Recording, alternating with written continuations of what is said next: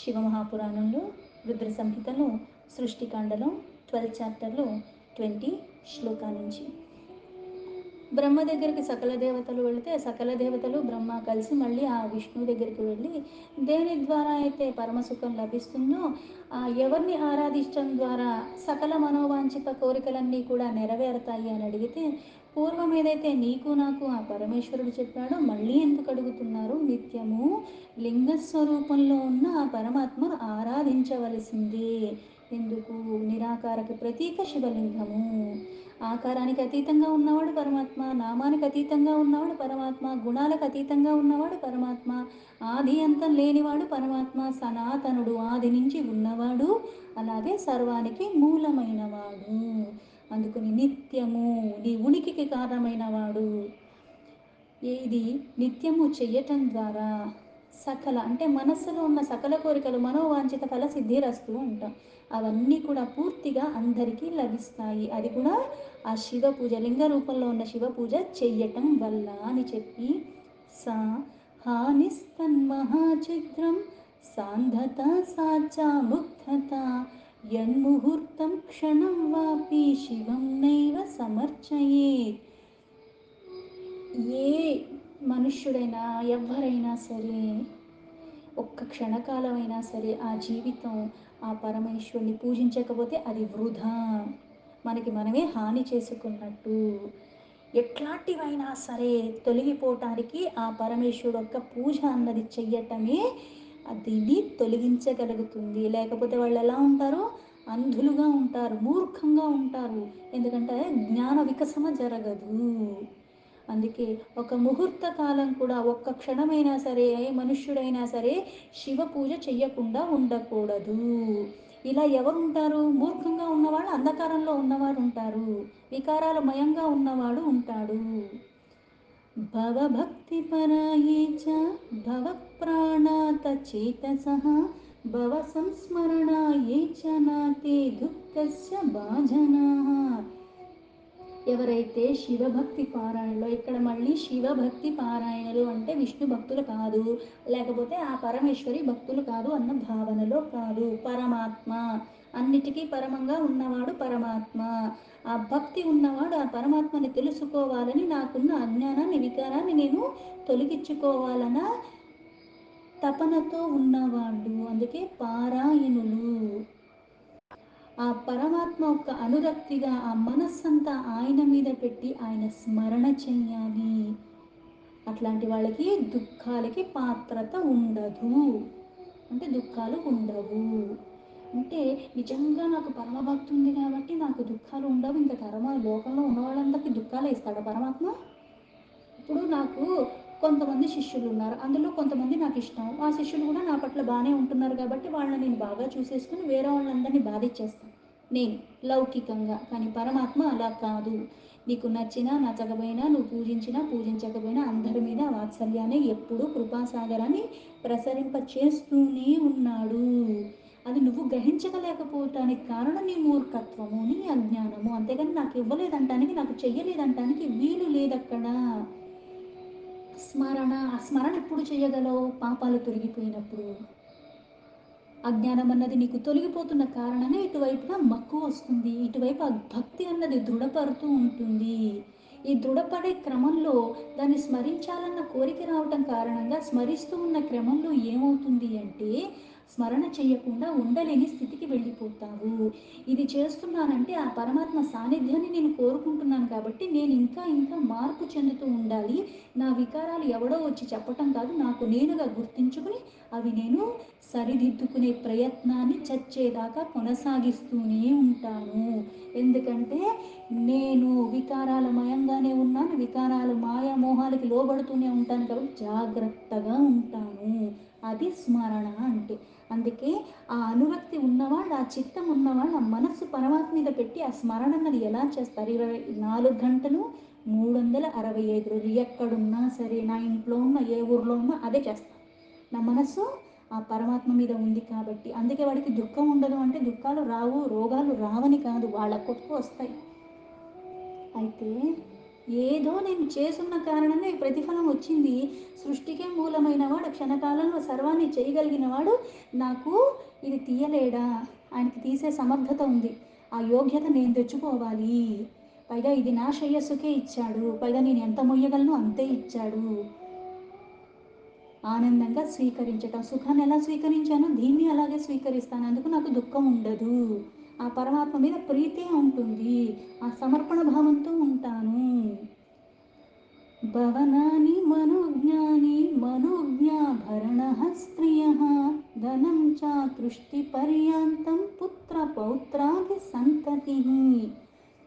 అందుకే ఓ మహాభాగులారా, మనస్సు అన్నది ఎలా ఇట్లాగా పరమాత్మే ప్రీతిగా ఎవరైతే స్మరణలో ఉంటారో, ఆ నామాన్ని ఉచ్చరించడం ద్వారా చాలా ఆనందానికి లోబడుతూ ఉంటారో, వాళ్ళకి చాలా ఆనందమైన భావనలు ఉత్పత్తి జరుగుతూ ఉంటాయో, అలాగే అంటే శరీరం సుందరంగా ఉంటే కాదు, మనస్సు ఉండాలి. ఆ మనసు వికారాలతో ఉన్నవాడికి ఎంత అందమైన శరీరం ఉన్నా సరే వాడు వికారంగానే ఉంటాడు. రూపం బాగున్నా బాగోకపోయినా సరే, ఎప్పుడైతే ఆ మనస్సు అన్నది పరమాత్మకి సమర్పించి ఉంటావో, ఆ మనస్సు అన్నది నిర్మలంగా ఉంటావో, ఆయన్నే చింతిస్తూ ఉంటావో, అది మనోహరంగా ఉంటుంది. అందుకే సుందరమైన ఆభరణాలు అలంకరింపబడిన స్త్రీ ఆ మనస్సులో ఎలా అయితే సంతోషపడుతుంది, ఇక్కడ సంతోషపడుతుందంటే ఆడవాళ్ళ ఆభరణాలు ఉంటేనే వాళ్ళు సర్వాన్ని మర్చిపోతారు, ఆనందపడిపోతారని కాదు. ఇక్కడ ఇక్కడ ఆభరణం ఆభూషణం ఏమవ్వాలి? నీ వాక్కు నీకు ఆభూషణము, నీ చూపు నీకు ఆభూషణము, నువ్వు చేసే ప్రతి క్రియ నీకు ఆభూషణము, నీ భావన నీకు ఆభూషణము. అలాగా అంటే అందమైన రూపం ఉండాలి, దానికి తగ్గట్టుగా అందమైన వస్త్రం ధరించి ఉండాలి, దానికి తగ్గట్టుగా అందమైన ఆభరణాలు ధరించి ఉండాలి. అలాగైతే స్త్రీలు ఎప్పుడైతే ఆనందంగా ఉంటారో, అలాగే ఇష్టానుసారంగా డబ్బు అంటే నాకు ఎంత కావాలో అంత నా దగ్గర ఉంది, అలాగా మళ్ళీ పిల్లలు మనవళ్ళు ఇంత సంతతిగా అలాగా ఉంటారు. అంటే అన్నీ ఇవ్వటానికి ఒక శక్తి నీలో ఉంది కాబట్టి, ఆ శక్తి నీకు ఇచ్చాడు కాబట్టి సంతాన వృద్ధి జరిగింది. ఆ సంతానం మళ్ళీ ఏ రోగానికి దేనికి లోబడకుండా వాడు పుష్టిగానే ఉన్నాడు, మళ్ళీ వాడికి మళ్ళీ పిల్లలు కలిగేలాగా ఆయుష్ ఇచ్చాడు, సకల భోగప్రాయమైన జీవితాన్ని ఇచ్చాడు. ఇవన్నీ పరమాత్మ ఒక కృప ద్వారా అనుగ్రహం ఉంది కాబట్టి నీకు లభించాయి.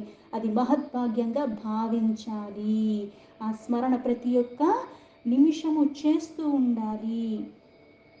ఆరోగ్యం చ శరీరం చ ప్రతిష్టాం చాప్యలౌకికీం ఏ వాంఛन्ति మహాభాగాః సుఖం వా త్రిదశాలయం అంతే ముక్తిఫలం చైవ భక్తి వా పరమేషితుః పూర్వపుణ్యాతిరేకేణ తే అర్చయంతి సదాశివం. అలాగే రోగాలు లేకుండా ఆరోగ్యంగా ఈ శరీరం నిలబడుతుంది. ఇప్పుడు నేను ఏదైనా క్రతువు చేయాలంటే శరీరం ఉండాలి. పైగా ఆ శరీరం రోగంతో ఉన్నప్పుడు నేనేం చేస్తాను? లెగలేను, కూర్చోలేను, ఏ పని చెయ్యలేను. ఆనందంగా చేయాలంటే ఆరోగ్యంగా కూడా ఉండాలి. అలాగే అలౌకికమైన ప్రతిష్ట, స్వర్గలోక సుఖాలలాగా, అలాగే అంత్యకాలంలో ముక్తి అంటే జీవించి ఉన్నంతకాలం ఇట్లాంటి భోగాలతో ఇటువంటి ఐశ్వర్యాలతో ఉంటావు, మరణాంతరము మళ్ళీ ముక్తి లభిస్తుంది. ఆ పరమేశ్వరుడు యొక్క భక్తి కారణంగా, ఆ పరమేశ్వరి కూడా భక్తితో కోరుకున్న కారణంగా, పూర్వజన్మకృత పుణ్యాల కారణంగా, ఆ సదాశివ అర్చన కారణంగా ఇవన్నీ లభిస్తాయి. ఒకటికొకటి తోడవ్వాలి, ఒకటి చేస్తే సరిపోదు. యో అర్చయే శివలింగం వై నిత్యం భక్తిపరాయణః తస్య వై సఫలా సిద్ధిర్న సా పాపై ప్రయుజ్యతే. భక్తి పారాయణులైన వాళ్ళు ఆ శివలింగాన్ని నిత్యం పూజ చెయ్యవలసిందే. వాళ్ళకే సిద్ధి సఫలం అవుతుంది. బుద్ధి వికసన వైపుగా ఉంటుంది కాబట్టి, వికారాలు లేకుండా ఉంటాయి కాబట్టి, అలాగే నిగ్రహణలో ఉంటారు కాబట్టి వాళ్ళ పాపాల నుంచి బయటపడతారు. అందుకే వాళ్ళ పాపాల్లో మళ్ళీ ఉండరు. పాపాలన్నవి తొలగిపోయిన కారణంగా సిద్ధి లభిస్తుంది. బ్రహ్మో ఉవాచ ఇత్యుచ్చాచ తథా దేవాః ప్రణిపత్య హరిం స్వయం లింగాని ప్రార్థయామాసుః సర్వకామాప్తయే నృణాం. విష్ణు ఇలా ఎప్పుడైతే దేవతలతో ఇలా చెప్పాడో, అప్పుడు సాక్షాత్తు ఆ హరికి నమస్కరించుకుని, అంటే ఇలా మనుష్యులందరూ కూడా సకల కోరికలు కూడా ప్రాప్తించాలి అంటే శివలింగ ప్రార్థన, శివలింగ పూజ అన్నది చెయ్యవలసిందే. అప్పుడే సర్వకామ్య. ఏ కోరికైనా సరే పరమాత్మ తీర్చలేనిది ఏది ఉంటుంది? అలా నేను గొంతెమ్మ కోరికలు అడగటానికి కూర్చోవటం కాదు. అసలు నాకు అడిగే అర్హత ఉందా? నాకు ఆ పాత్రత ఉందా? నేను అడిగితే ఇచ్చేసి నేను అడగకపోతే ఇవ్వకుండా పోతాడా? నాకు ఏది కావాలో పరమాత్మకి తెలియదా? ఆ యోగ్యత సంపాదించుకోవాలన్న జ్ఞానం వస్తుంది క్రమేణా. చిల్లరగా ఇది కావాలి అది కావాలి నేను అడగక్కర్లేదు. ఎందుకు అంటే నేను అడిగితే చిల్లరే అడుగుతానేమో, కానీ ఆ పరమాత్మ శ్రేష్టమైనది ఇస్తాడు. దేని ద్వారా నేను ఇంకా ఉద్ధరింపబడతానో అటువంటివే నాకు ఇస్తాడు అన్న నమ్మకం, విశ్వాసం నీకు ఉండాలి. అందుకుని నిత్యము చెయ్యాలి. నిరాకారక ప్రతీకైన శివలింగాన్ని నిత్యం చెయ్యగా చెయ్యగా ఈ భవబంధనాలు విడిపడిపోతాయి. అజ్ఞానం అన్నది మూలాల నుంచి తొలగిపోయిన కారణంగా జ్ఞాన వికసన జరుగుతుంది. తచ్చుత్వా చ తథా విష్ణుర్విశ్వకర్మాణమబ్రవీత్ అహం చ మునిశార్దూల జీవోద్ధారపారాయణః. ఇలా అందరూ శివలింగ ప్రార్థన ఇవన్నీ చెప్పాడు. అది చెప్పిన తర్వాత ఆ విష్ణువే మళ్ళీ అందరినీ ఉద్ధరింపజేయటానికి తత్పరుడైన విష్ణు భగవానుడు విశ్వకర్మని పిలిపించి విశ్వకర్మతో నువ్వు నా ఆజ్ఞతో అందమైన శివలింగాన్ని నిర్మించి ఈ ఆ దేవతలకి అందరికీ ఇవ్వు అన్నాడు. విశ్వకర్మణ్యథా శంభోః కల్పయిత్వా శుభాని చ లింగాని సర్వదేవేభ్యో దేయాని వచనాన్ మమ. అంటే ఈ లింగాలు ఎందుకు నిత్యము పూజ చేయాలి? పైగా అందరూ ఒకే లింగానికి చెయ్యొచ్చు కదా అంటే లేదు. ఇక్కడ మళ్ళీ కొన్ని కొన్ని నాకు ఎక్కువ ప్రభావం ఇస్తూ ఉంటాయి. అందుకే విశ్వకర్మని పిలిచి ఆ విష్ణువే మళ్ళీ అంటే పూజ చేసుకోమని చెప్పాడు. పూజ ఎలా చెయ్యాలో చెప్పాడు, ఎలా ఉండాలి చెప్పాడు. చేసుకోవటానికి వీలుగా మళ్ళీ ఆ శివలింగాన్ని కూడా ప్రసాదిస్తున్నాడు. అందుకే జీవాలు ఉద్ధరింపబడటానికి ఆ తత్పరుడైన పరమేశ్వరుడే మళ్ళీ ఈ రూపంలో అంటే తన్ని ఎలా పూజించాలో తనే ఇక్కడ ఈ అవతారంలో ఉండి చెప్పటం, మళ్ళీ అది చేతికి అందేలాగా ఆ పరమేశ్వరుడైన శివలింగ రూపము కళ్యాణకారమైన ఆ రూపాన్ని నిర్మించటానికి మళ్ళీ విశ్వకర్మని నియమించి అందరికీ ప్రసాదించమని ఆజ్ఞ ఇచ్చాడు ఆ విష్ణు. బ్రహ్మో ఉవాచ లింగాని కల్పయిత్వే వమధికారానురూపతః విశ్వకర్మ దదౌ తేభ్యో నియోగాన్ మమ వాహరేహ. బ్రహ్మప్పుడు విశ్వకర్మకి అధికారాన్ని ఇచ్చి దాన్ని అనుసరించి శివలింగాలు అందరికీ ఇవ్వటానికి దాన్ని నిర్మాణం చేయమన్నారు. అయితే నాకు అలాగే విష్ణు యొక్క ఆజ్ఞ మేరకు ఆ అన్ని శివలింగాల్ని కూడా ఆ దేవతలకి ప్రదానం చేయటానికైనా నిర్మాణం చేశాడు. తథేవ కథయాం యథా శ్రూయతాం ఋషి సత్తమా పద్మరాగమయం శక్రో హేమం విశ్వ వసః సూతః. మునిశ్రేష్ఠ, అప్పుడు విశ్వకర్మ అధికారాన్ని తీసుకున్న తర్వాత శివలింగాల యొక్క నిర్మాణం అంతా చేశాడు. ఆ నిర్మాణం అంతా చేసి ఒక్కొక్కరికి ఇవ్వటానికి దేవతలకి ప్రసాదించడానికి వాళ్ళందరికీ ఒకటే ఇచ్చాడా? లేదే. అయితే ఎవరెవరికి ఏమి ఇచ్చాడో అది కూడా నేను నీకు చెప్తాను అని చెప్పి ఇంద్రుడికేమో పద్మనాగ మణితో చేసిన శివలింగాన్ని ప్రసాదించాడు. విశ్వవాసు ఆ ముని యొక్క పుత్రుడైన కుబేరుడికి బంగారం సువర్ణమయమైన లింగాన్ని ప్రసాదించాడు. పీతాం మణిమయం ధర్మో వరుణ శ్యామలం శివం ఇంద్రనీలమయం విష్ణు బ్రహ్మ హేమమయం తథా. యమధర్మరాజుకి పీతవర్ణమైన, అలాగే పుకరాజుకి ఆ మణితో నిర్మించమైన లింగాన్ని ఇచ్చాడు. అలాగే వరుణుడికి శ్యామవర్ణమైన మణులతో చేసిన లింగాన్ని ఇచ్చాడు. అలాగే అంటే చెప్పింది విష్ణువే, ఆ విష్ణువుకి కూడా మళ్ళీ విష్ణువుకి బ్రహ్మకు కూడా ఇచ్చాడు. విష్ణువుకి ఇంద్రనీల మణితో నిర్మాణం చేసిన లింగము, బ్రహ్మకి సువర్ణం బంగారంతో చేసిన, అంటే ఇటు బ్రహ్మకి అటు కుబేరుడు కూడా బంగారంతో చేసిన శివలింగాన్ని ఇచ్చాడు. విశ్వే దేవాస్తథా రూప్యాం వసవశ్చ తథైవ చ ఆరకూటమయం వాపి పార్థివం అశ్వినో ముని లక్ష్మిశ్చ స్ఫటికం దేవి ఆదిత్యాస్తామ్ర నిర్మితం మౌక్తికం సోమరాజో వై వజ్రలింగం విభావసు.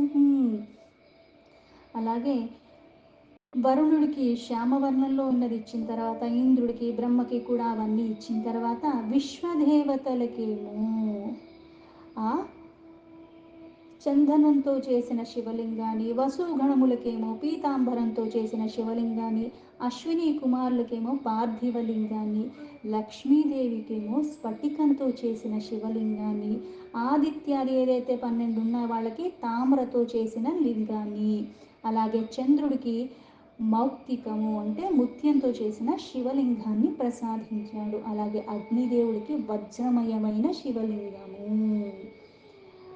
మృణమయం చైవ విప్రీంద్ర విప్రపత్నయస్తతేవ చ చాందనం చ మయో నాగాః ప్రవళమయాధరాత్.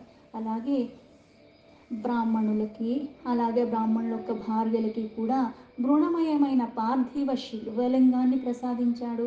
అలాగే మయదానవులకి చందనంతో చేసిన శివలింగాన్ని, నాగులకి నాగమణులతో చేసిన శివలింగాన్ని, ఇక్కడ ప్రతి ఒక్కరికి కూడా యక్షులకి, యోగులకి, అందరికీ కూడా అంటే ఒక లింగాన్ని ఇవ్వటమే కాకుండా మళ్ళీ దేని సంపర్కం ద్వారా, దేన్ని నిత్యము నువ్వు పూజించటం ద్వారా నీకు మళ్ళీ వృద్ధి సిద్ధి లభిస్తాయి. అందుకని నాగులకేమో అక్కడ మళ్ళీ ఇట్లాంటి శివలింగాన్ని చందనాది, అలాగే ఆధారపూర్వకంగా ఆ శివలింగాన్ని విధి విధానంగా వాళ్ళందరికీ పూజించుకోవటానికి వీలుగా అవన్నీ చేసి సమర్పించేశాడు. నవనీతమయం దేవి యోగి భస్మమయం తథా యక్షా తధీమయం లింగం ఛాయాపిష్టమయం తథా. అలాగే దుర్గకి ఆ వెన్నతో చేసిన శివలింగము, అలాగే యోగి భస్మంతో చేసిన శివలింగం, యోగులకి యక్షులకి పెరుగుతో చేసిన శివలింగము, అలాగే ఛాయాదేవికి ఏమో పిండితో చేసిన శివలింగం, బియ్య పిండితో చేసిన శివలింగము. ఇవి విధి విధానంగా వాళ్ళకి పూజ చేసుకోవటానికి అందించారు. శివలింగం చ బ్రాహ్మణి రత్నం పూజయతి ధ్రువం పారదం పార్థివం బాణః సమచ్చతి పరీపివ. అలాగే బ్రాహ్మణి ఆ దేవికేమో ఆ బ్రహ్మపత్ని ఆ బ్రాహ్మణికేమో రత్నమయమైన శివలింగాన్ని పూజ కోసం ఇచ్చాడు. బాణాసురుడికేమో అక్కడ మళ్ళీ పార్థివ శివలింగాన్ని ఇచ్చాడు. ఒకటేమో మట్టితో చేసింది, ఇంకొకటి పార్థివ శివలింగం. విధి విధానంగా ఆయనకి పూజ చేసుకోవటానికి వీలుగా అవన్నీ అందచేశారు. ఏవం విధాని లింగాని దత్తాని విశ్వకర్మణ తే పూజయంతి సర్వే వై దేవా ఋషిగణస్తత. విశ్వకర్మ ఎలా అయితే సకల దేవతలకి కూడా ఇటువంటివన్నీ ఎవరికి ఏది ఇవ్వాలో అన్నీ నిర్మించి, అది కూడా శ్రీహరి యొక్క ఆజ్ఞ మేరకు, ఎప్పుడు శ్రీహరి ఆజ్ఞ ఇస్తేనే చేశాడు, మళ్ళీ శ్రీహరి కూడా ఒకటి ఇచ్చాడు. అంటే ఇక్కడ దాన్ని తానే పూజించుకోవటానికి ఎలా చేయాలో, ఏం చేయాలో తనే ఈ రూపంలో ఉండి చెప్పటం, మళ్ళీ తనే ఈ రూపంలో ఉండి చేపించి, మళ్ళీ తనే ఈ రూపంలో ఉండి పుచ్చుకోవటం అన్నది సత్యము. ఆ శివలింగాన్ని సకల దేవతలకి కూడా నిర్మింపచేయటం, ఇవ్వటం చేసి దేవతలు ఋషులు అందరూ కూడా ఆయా శివలింగాన్ని విధి విధానంగా పూజించుకున్నారు. విష్ణుర్దత్వా చ లింగాని దేవేభ్యో హితకామ్యయా పూజా విధిం సమాచష్ట బ్రాహ్మణే మే పీనాకినః. దేవతల యొక్క హితం కోసం ఏదైతే విష్ణు ఆ శివలింగాన్ని వాళ్ళందరికీ ప్రసాదించాడో, అలాగే ఆ బ్రహ్మతో శివ పూజ విధి విధానం కూడా ఇప్పుడు చెప్పాడు. తచ్చుత్వా వచనం తస్య బ్రాహ్మాహం దేవ సప్తమేహ ఆగచ్చన్ స్వకం ధామ హర్ష నిర్భర మానసః. ఆ శివలింగాన్ని ఇచ్చి పూజ విధిని కూడా విన్న తర్వాత చాలా ఆనందంగా బ్రహ్మ సకల దేవతలు కూడా వాళ్ళ వాళ్ళ స్థానానికి వెళ్ళిపోయారు. దీంతో శివ మహాపురాణంలో రుద్ర సంహితలో సృష్టికాండలో 12th చాప్టర్లో 39 శ్లోకాలు సంపూర్ణం.